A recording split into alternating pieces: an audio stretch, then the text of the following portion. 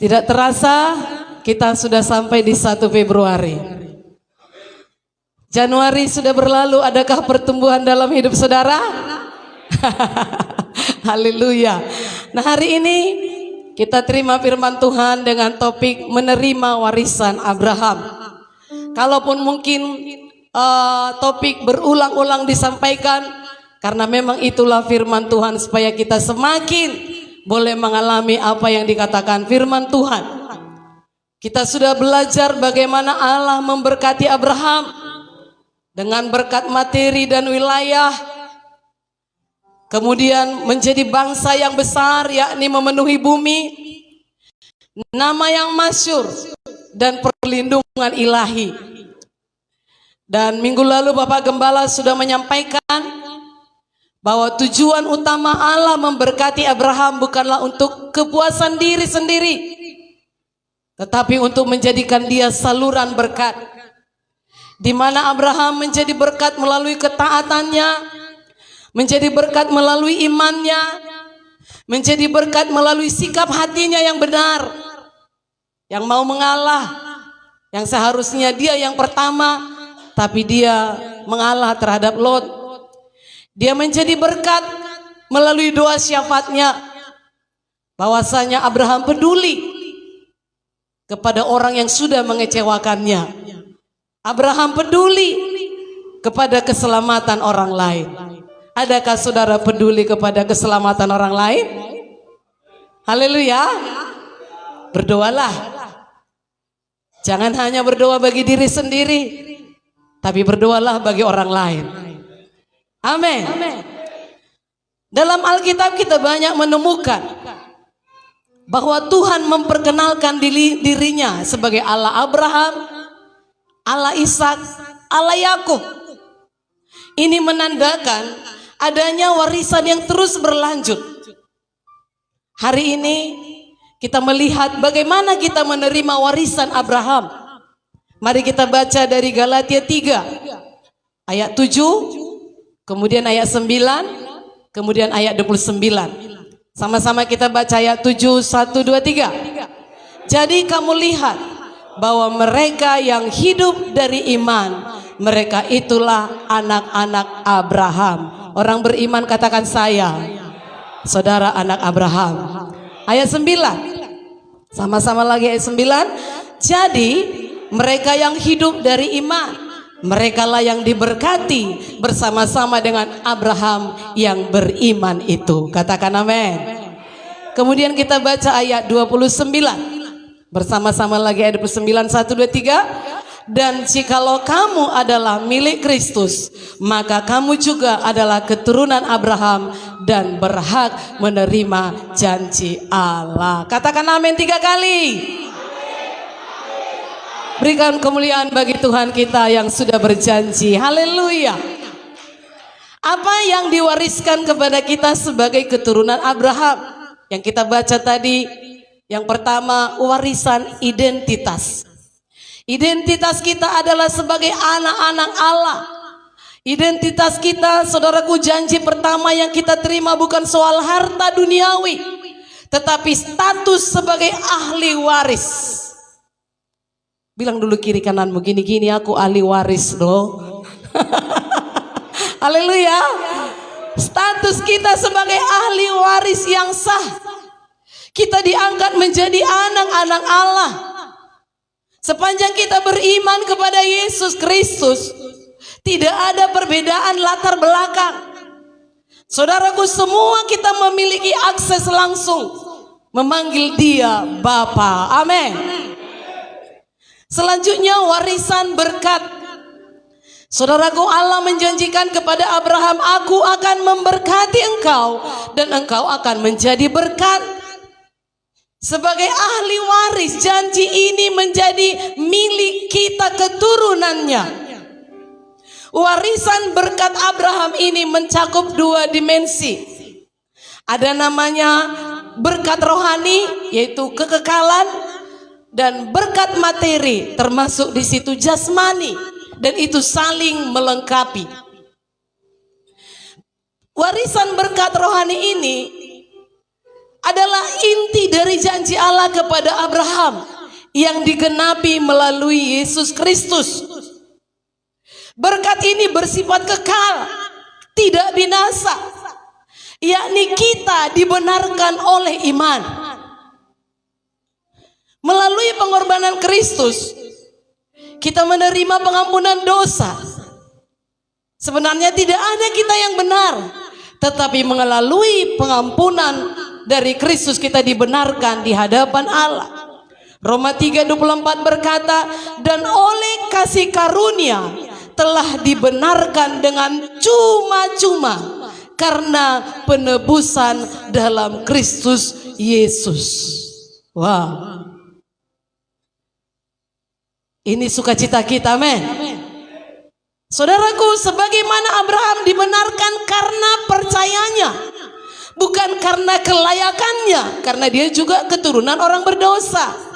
Tapi dia dibenarkan karena percayanya. Demikian juga kita dibenarkan melalui iman akan penebusan oleh darah Yesus. Amin Bapak Ibu. Mari kita bersukacita sebagai orang Kristen, amin. Dan Galatia 3:14 berkata, Yesus Kristus telah membuat ini. Apa dibuatnya? Supaya di dalam Dia, di dalam siapa? Di dalam Dia, di dalam Yesus, berkat Abraham sampai kepada bangsa-bangsa lain, termasuk Indonesia, amin. Sehingga oleh iman, oleh apa? Oleh iman, bukan karena kelayakan kita. Sekali lagi, oleh iman kita menerima roh yang dijanjikan itu. Ini menegaskan bahwa berkat rohani utama adalah menerima Roh Kudus. Jangan sampai ada kita tidak penuh dengan Roh Kudus. Karena itu berkat utama. Itu janji utama. Sebagai keturunan Abraham, dengan iman kita menerima roh yang telah dijanjikan itu. Berkat rohani berikutnya, kita punya akses ke hadirat Allah. Saudaraku, sehingga kita menerima berkat rohani yang membawa kita bisa bersekutu dengan Bapa. Saat kita memuji menyembah Tuhan tadi, kalau saudara sungguh-sungguh, kalau saudara segenap hati, pasti saudara merasakan kasih Bapa. Tidak perlu terganggu oleh sekeliling. Tidak perlu terganggu oleh anak kecil yang mungkin bisa bersuara mengganggu.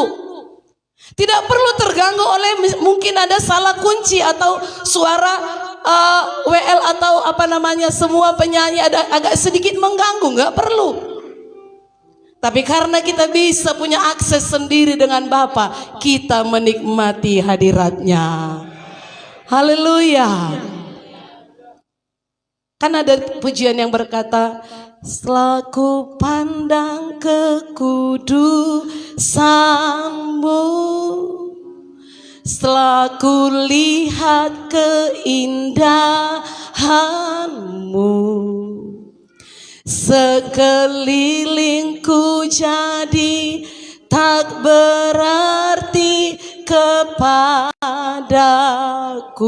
Gangguan apapun tidak akan membuat kita terdistraksi, amin. Setelah ku temui kemurahan-Mu, setelah ku hidup dalam kasih-Mu, sekelilingku jadi tak berarti kepadaku. Amin. Jadi kalau di sebelah kiri saudara atau sebelah kanan saudara gak sungguh-sungguh menyembah Tuhan, gak usah terganggu. Haleluya. Fokus saja sama Tuhan. Karena kita punya akses ke hadirat Allah. Amin. Masing-masing kita punya akses langsung. Saudaraku, Efesus 1:3 berkata, Terpujilah Allah dan Bapa Tuhan kita Yesus Kristus, yang dalam Kristus telah mengaruniakan kepada kita segala berkat rohani di dalam sorga. Wow, itu saja bisa membuat kita, oh terima kasih Tuhan. Sekalipun secara materi kita kurang, mungkin jasmani masih lemah, masih sakit, tapi segala berkat rohani di dalam sorga dikaruniakan kepada kita. Itu bisa kita alami kalau kita punya akses langsung ke hadirat Allah, dan memang sudah diberikan akses itu. Apa kerajaan sorga itu? Ini saudaraku, kita ahli waris kerajaan sorga. Kerajaan sorga itu, apa yang ada di sorga itu menjadi bagian kita. Firman Tuhan berkata, kerajaan sorga bukan soal makan minum, tapi soal kuasa, damai sejahtera, dan sukacita. Amin. Saudara punya kuasa. Saudara tidak dikuasai oleh iblis. Jangan mau dikuasai oleh dosa. Jangan mau dikuasai oleh sakit hati, dendam, amarah. Saudara punya kuasa Yesus. Amin. Saudara punya damai sejahtera. Agak ada yang mengganggu, saudara minta damai, Tuhan mengalir. Haleluya. Datanglah kerajaan sorga dalam hidupku. Amin. Dan sukacita.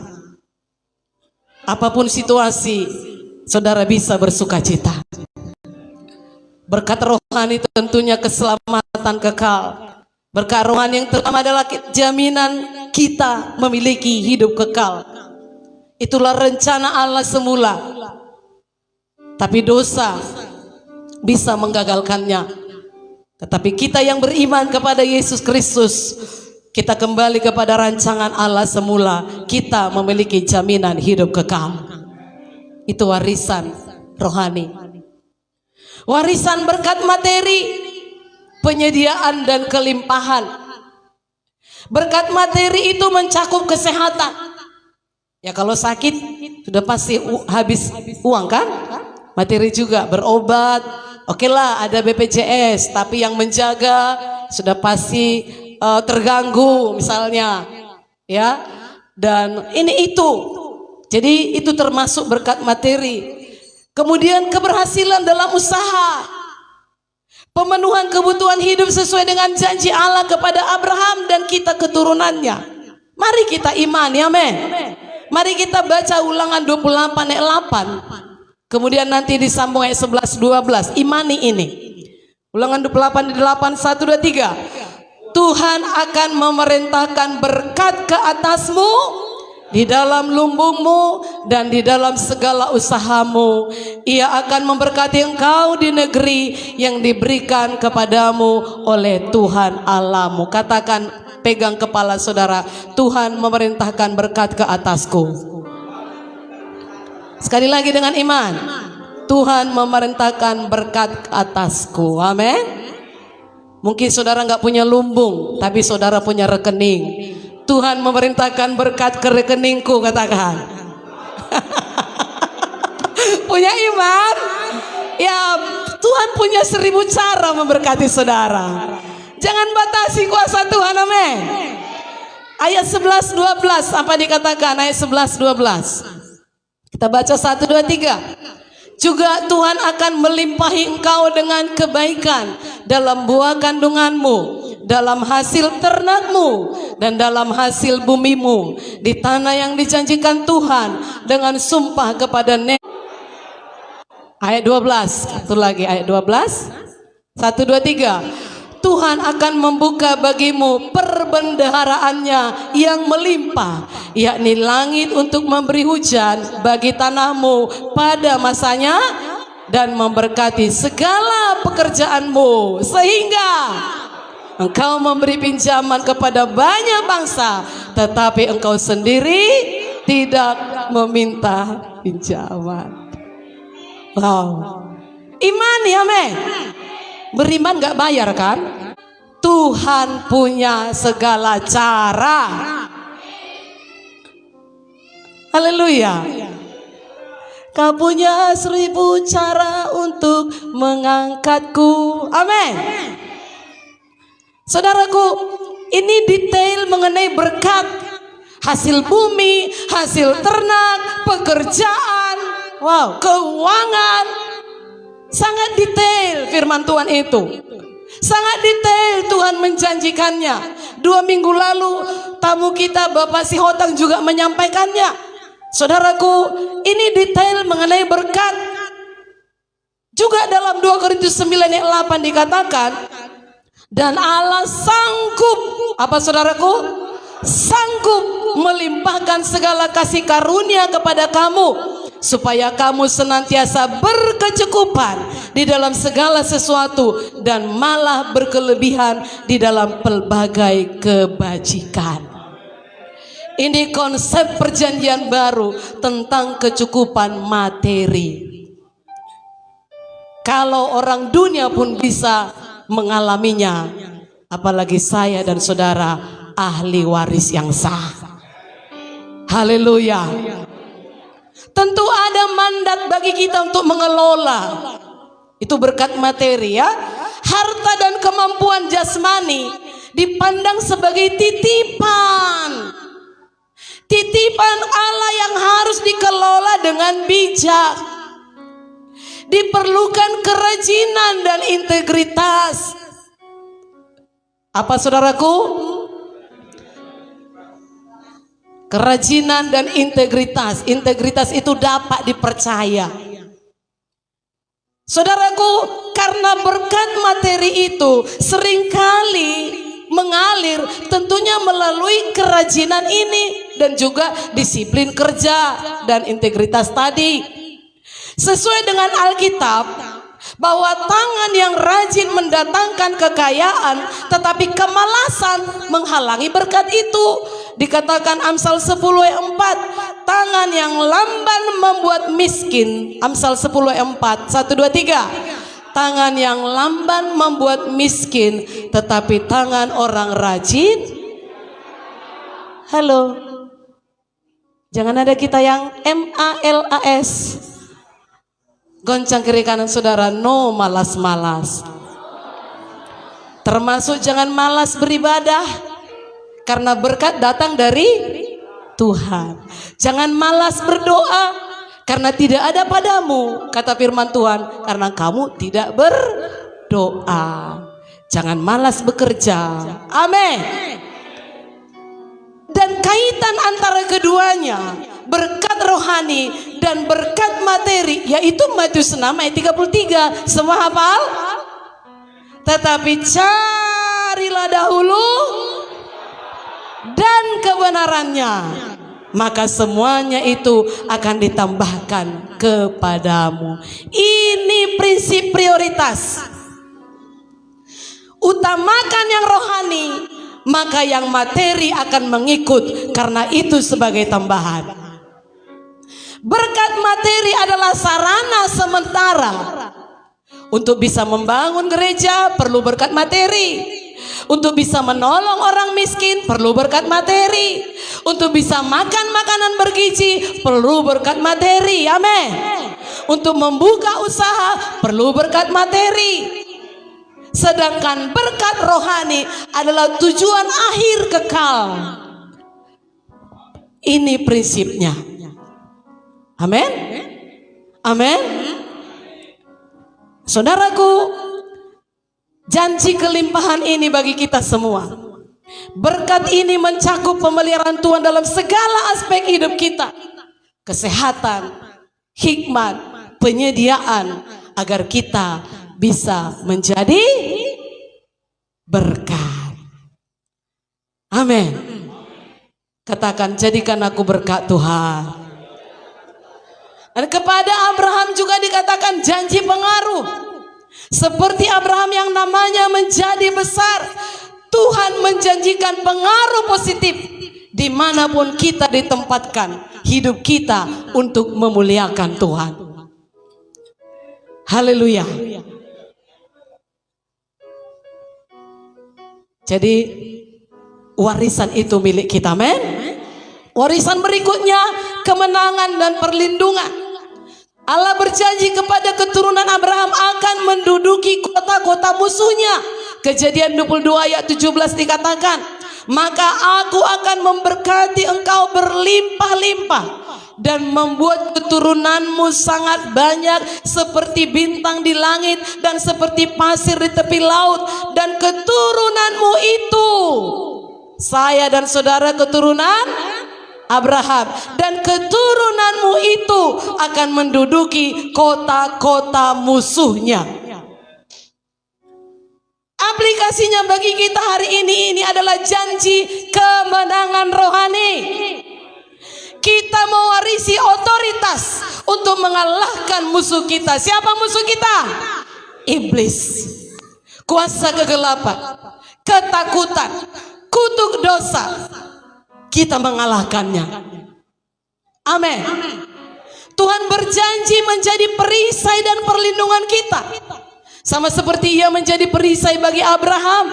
Dalam Kejadian 15 ayat 1 dikatakan, kemudian datanglah firman Tuhan kepada Abraham dalam suatu penglihatan, janganlah takut Abraham, akulah perisaimu, upahmu akan sangat besar. Perisai itu perlindungan. Kalau ada musuh ingin menembak kita, tidak kena karena ada perisai. Saudara punya kemenangan rohani, amin. Saudara punya perlindungan rohani, amin. Itu warisan kita. Jangan takut. Kemanapun melangkah, jangan takut. Berhadapan dengan siapapun, jangan takut. Karena ada perisai perlindungan kita, amin. Dan warisan kekal tentunya kerajaan sorga. Harta di dunia ini bisa habis, tetapi warisan iman bersifat kekal. Kita berhak menerima janji tentang tanah air sorgawi dan kehidupan kekal bersama-sama dengan Kristus. Saudaraku, kita harus sadar dunia ini hanyalah tempat persinggahan. Warisan sejati kita adalah tempat tinggal yang telah disediakan Tuhan bagi orang yang setia sampai akhir. Amin. Kalau kita memahami hal itu, kita harusnya sungguh-sungguh mengikut Tuhan. Kita harusnya sungguh-sungguh melayani Tuhan.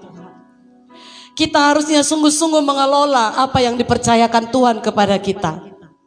Hartakah, talentakah, apa saja, keluargakah. Kalau saudara berkunjung ke rumah sakit, saudara lihat batas hidup manusia ini. Dan kalau sudah sesak, seolah-olah napas di ujung tanduk.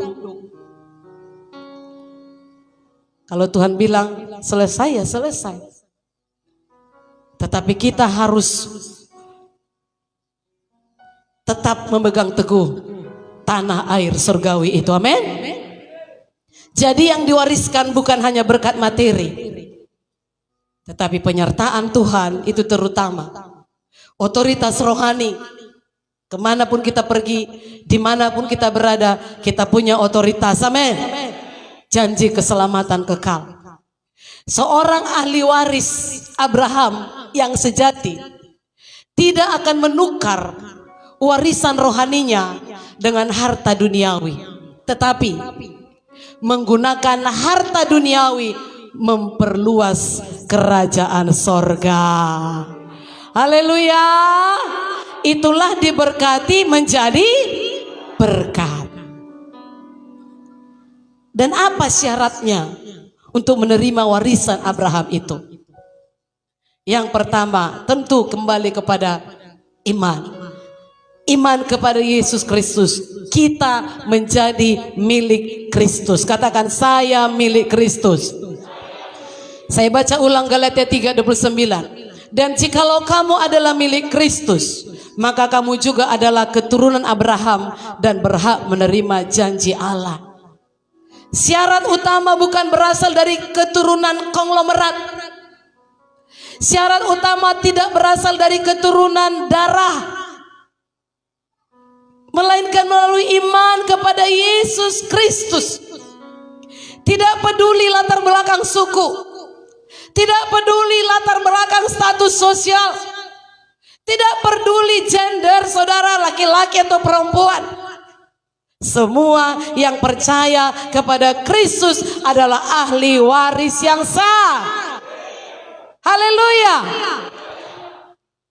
Galatia 3:16, adapun kepada Abraham diucapkan segala janji itu dan kepada keturunannya. Yesus adalah keturunan utama yang dimaksud dalam janji Allah. Maka ketika kita menerima Kristus, kita dipersatukan dengan Dia dan otomatis menjadi keturunan Abraham dan menjadi ahli waris yang sah. Dan seperti Abraham yang tetap percaya meskipun secara logika mustahil, kita harus percaya sepenuhnya pada kuasa dan janji Tuhan. Amin. Ayat-ayat janji tadi percayai. Jangan batasi kuasa Tuhan dengan pikiran yang sepetak ini. Amin. Jangan batasi kuasa Tuhan dengan gaji saudara, dengan penghasilan saudara, dengan apa yang dapat dilihat oleh mata. Tetapi percayai kuasa Tuhan lebih dahsyat. Amin. Syarat kedua, ketaatan yang lahir dari iman. Meskipun warisan adalah anugerah, Alkitab menunjukkan bahwa iman yang sejati selalu membuahkan ketaatan.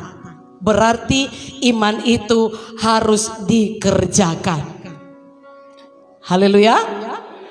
Seperti Abraham yang taat saat dipanggil keluar dari negerinya menuju tempat yang tidak diketahuinya. Demikianlah juga kita harus siap meninggalkan kenyamanan daging atau dosa demi mengikuti firman Tuhan. Amin. Apa kenyamanan daging saudara saat ini? Semua punya. Yang berleha-leha, nantilah. Kenyamanan gak mengampuni juga ada loh. Lebih nyaman dia gak mengampuni. Karena kalau dia mengampuni, akan jumpa lagi, akan dengar lagi cakapnya gak enak misalnya. Nyaman. Lebih nyaman gak usah dulu. Tetapi kalau kita mau menerima warisan Abraham, harus meninggalkan kenyamanan. Amin. Meninggalkan dosa. Kita harus berani meninggalkan keduniawian demi mengikuti kehendak Allah. Puncak ketaatan Abraham apa? Minggu lalu Pak Gembala sampaikan. Puncaknya apa? Ya, apa puncaknya? Ya, mempersembahkan anak satu-satunya. Inilah menunjukkan kualitas iman. Saudaraku, Abraham menunjukkan kualitas iman. Apa yang mau diajarkan kepada kita dari hal ini? Ini membuktikan bahwa dia lebih mencintai sang pemberi itu daripada yang diberi. Amin. Ia mengasihi Allah, ia lebih mengasihi Tuhan daripada berkat-Nya. Jadi syarat menerima warisan Abraham adalah kita bersedia menempatkan kehendak Allah di atas kehendak kita. Amin. Jadi warisan ini diterima melalui iman yang disertai dengan tindakan ketaatan, bukan sekedar pengakuan, oh aku ahli waris, statusku anak asli, aku anak Allah, aku ahli waris, tapi nggak mau taat, nggak sampai. Haleluya. Jadi ini ajarannya kepada kita, pengajaran Abraham ini kepada kita. Kenapa dia rela mempersembahkan anak yang sudah dijanjikan Tuhan itu saat Tuhan memintanya? Bukan berarti kita harus persembahkan anak kita lalu kita potong, bukan itu maksudnya.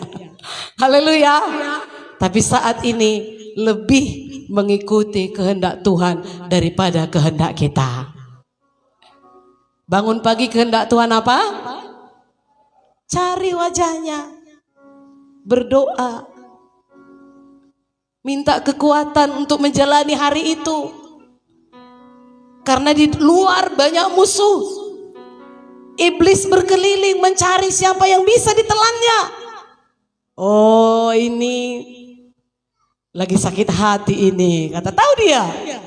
Ditelannya, tambah parah sakit hatinya. Tapi kalau kita berdoa di pagi hari, kita minta hati Tuhan. Saat ini ku datang membawa hatiku, mengatur persembahanku, pujian bagimu. Ya Tuhan, kerinduanku bertemu denganmu, bersama di hadiratmu, sujud menyembahmu. Datang Tuhan, datang Roh Kudus, puaskan tubuh, roh dan jiwaku. Penuhi Tuhan, penuhi Roh Kudus, puaskan tubuh, roh dan jiwaku. Amin.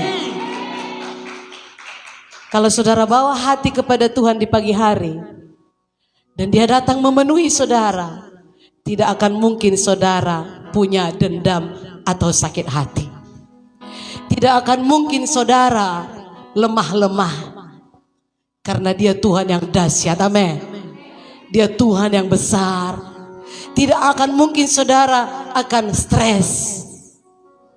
Tidak akan mungkin saudara akan frustrasi. Tidak ada mungkin saudara akan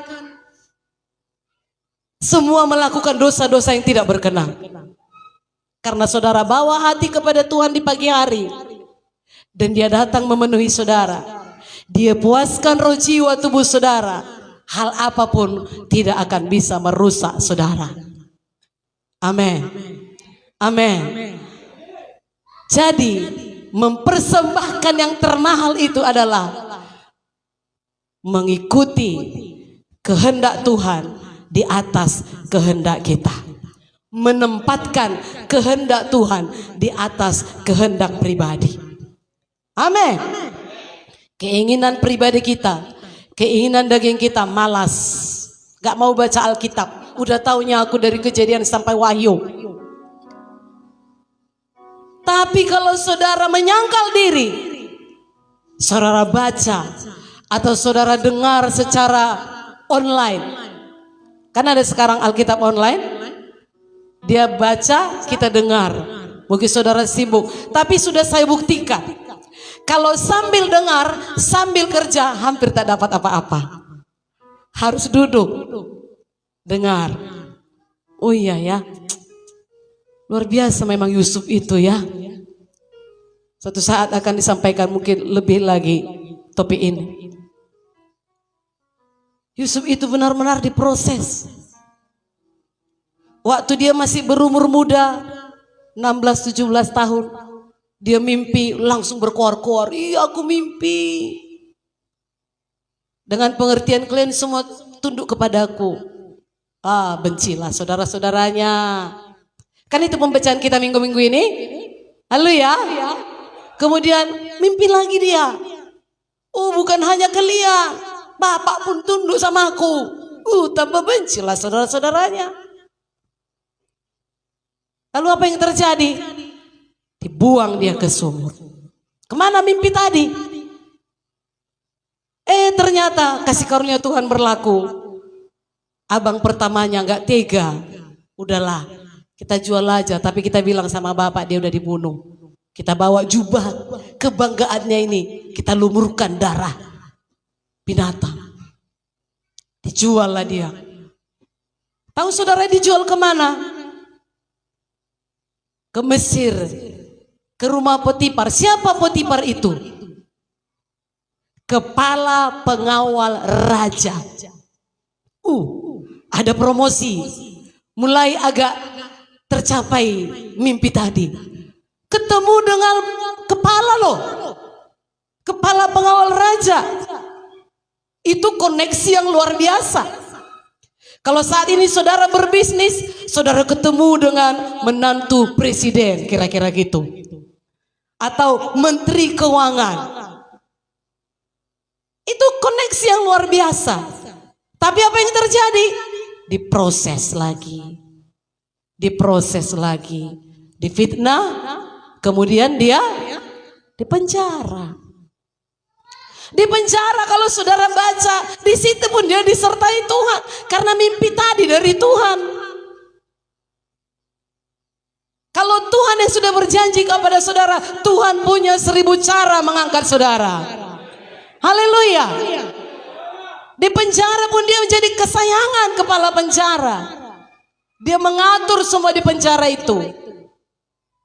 Dan teman-temannya bermimpi. Dia karena hikmat Tuhan, dia bisa lagi menafsirkan mimpi juru roti dan juru minum. Apa yang terjadi? Dia masih berpikiran duniawi juga ya. Dia pesan kepada juru minum yang selamat itu, yang diangkat itu. Ingat aku ya, kalau kau keluar ingat aku. Haleluya.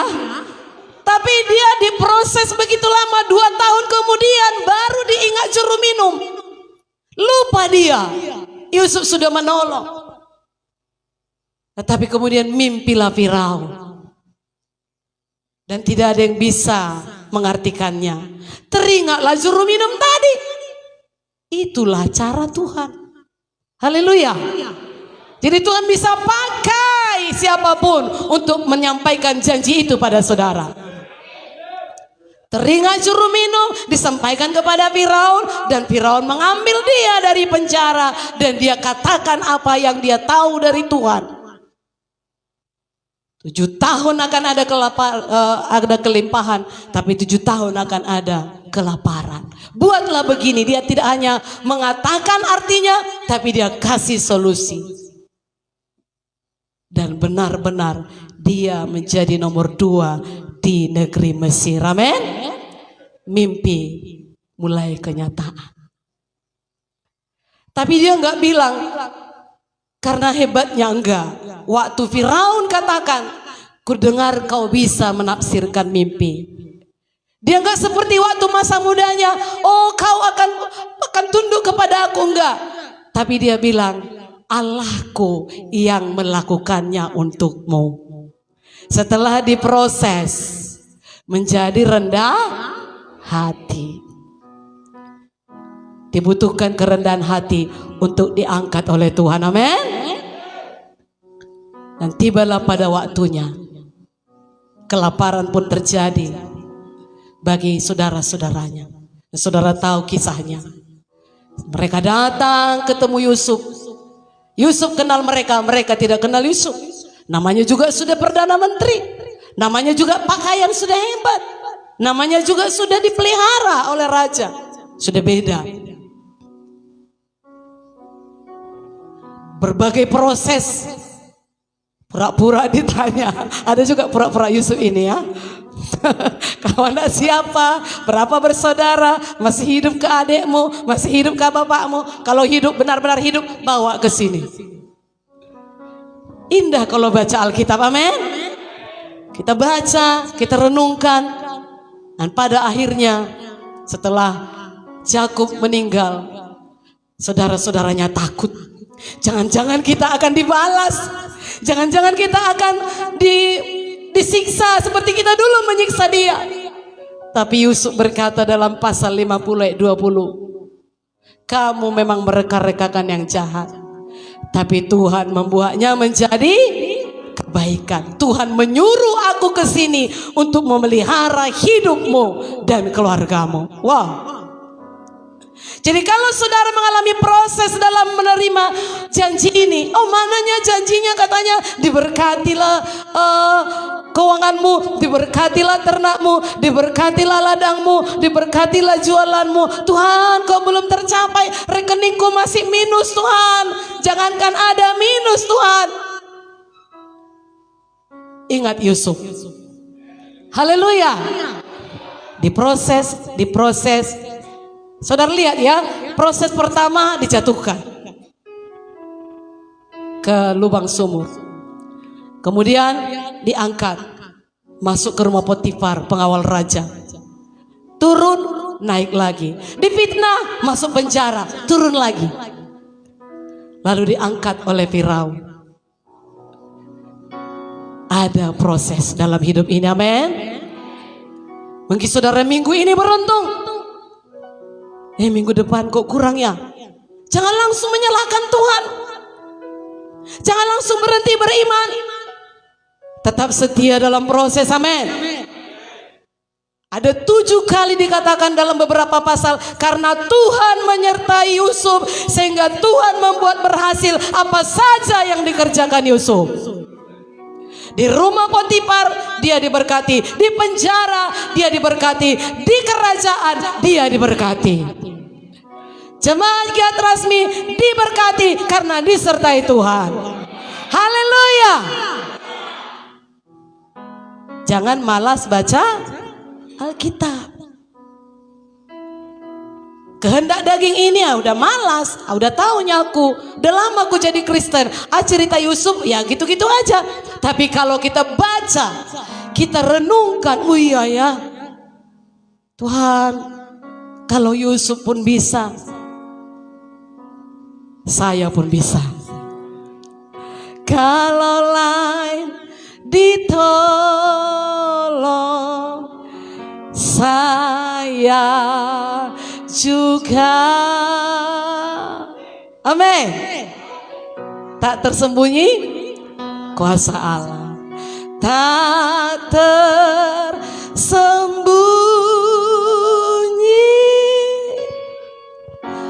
kuasa Allah.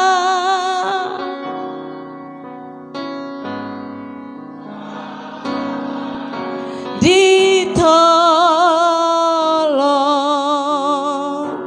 saya juga.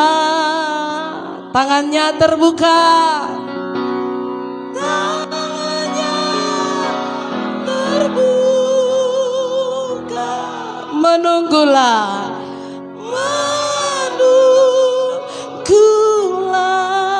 tak tersembunyi, tak tersembunyi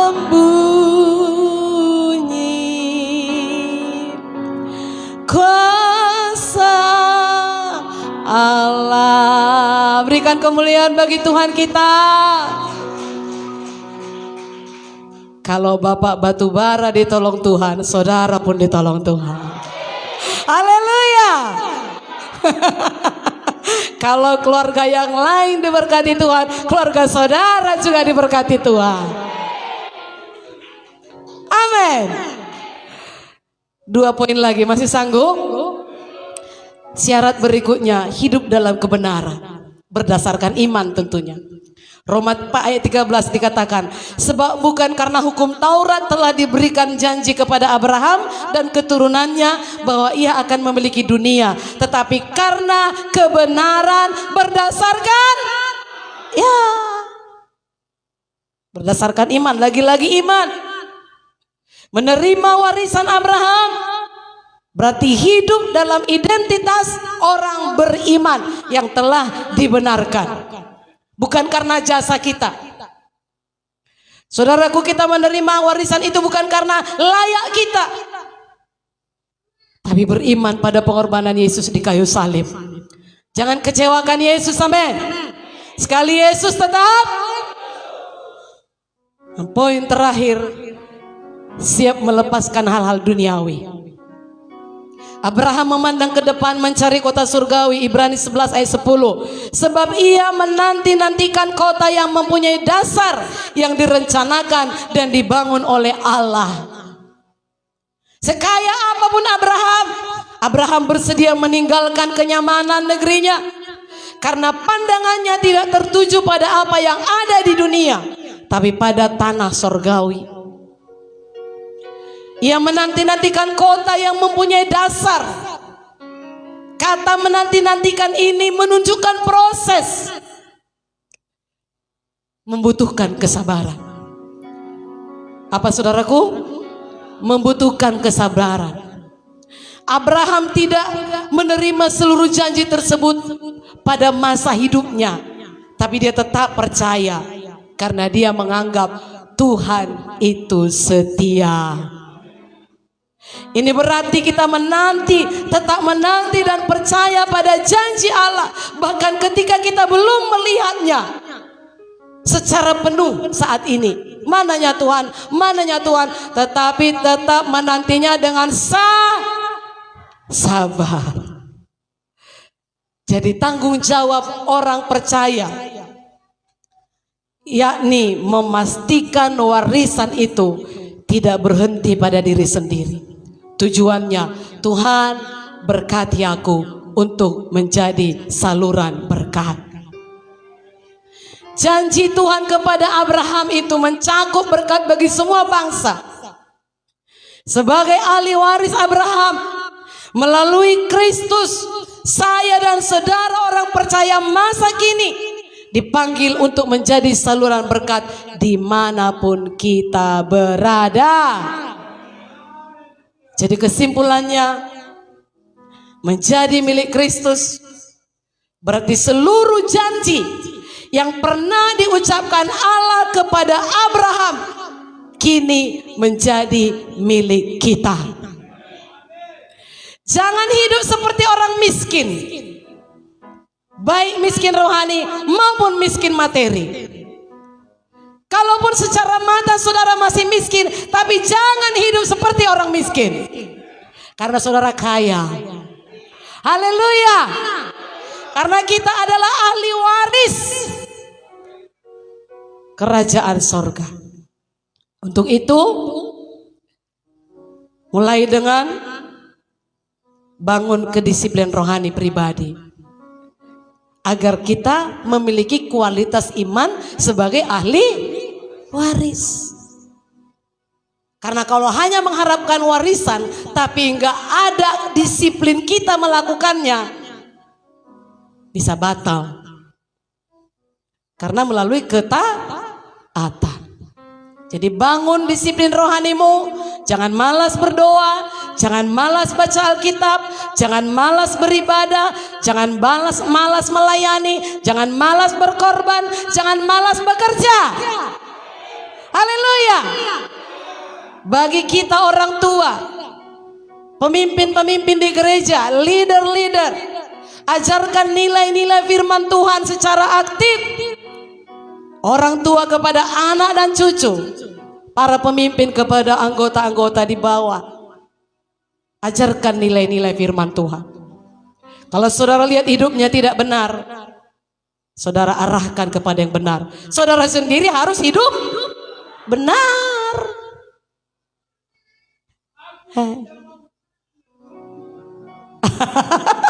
Haleluya. Walaupun kakek ini sudah tua, dia tangkapnya firman Tuhan itu. Jangan ketinggalan, amin. Bergantung sepenuhnya pada janji Tuhan di tengah kesulitan hidup. Katamu Tuhan tidak meminjam tapi meminjamkan, sementara aku masih banyak utang Tuhan.